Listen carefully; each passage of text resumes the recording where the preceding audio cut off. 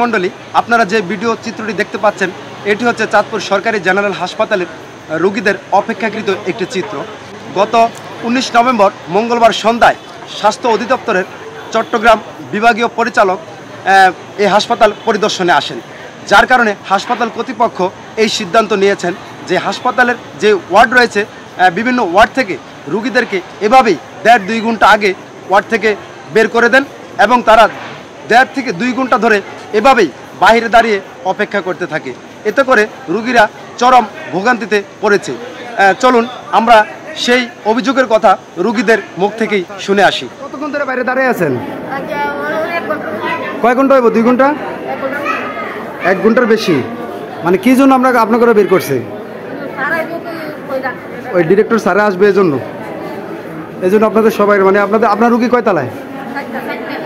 4 তলায় না?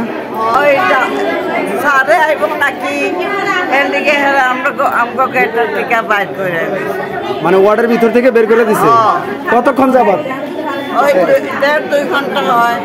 আপনি কতক্ষণ ধরে বের হয়ে আসছেন? 1.5-2 ঘন্টা। 1.5-2 ঘন্টা ধরে বাইরে আছেন ওয়ার্ডের বাইরে? আপনার রুগী কয় তলায়? ওই 2 তলায়। দোতলায়? 10 মিনিটের কথা বলে 1.5-2 ঘন্টা ধরে বাইরে রাখছে।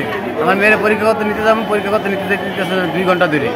মানে কি জন্য বাইরে রাখছে বলছে? বাইরে রাখছে বড় অফিসার আসবে সেজন্য। এই জন্য আপনাদের বের করে দিচ্ছে। আপনার রুগী কয় তলায়? 3 তলায়, শিশু ওয়ার্ডে। শিশু ওয়ার্ডে। আপনি কতক্ষণ ধরে বাইরে আছেন? আমি 1.5-2 ঘন্টা ধরে বাইরে আছি। 1.5-2 ঘন্টা ধরে বাইরে? হ্যাঁ, মেয়ের পরীক্ষা করতে নিতে যাবো। এরকম কি ওয়ার্ডে যারা ছিল প্রত্যেক ওয়ার্ডের লোকজন বের করে দিছে? সবগুলো বাইর করে দিছে।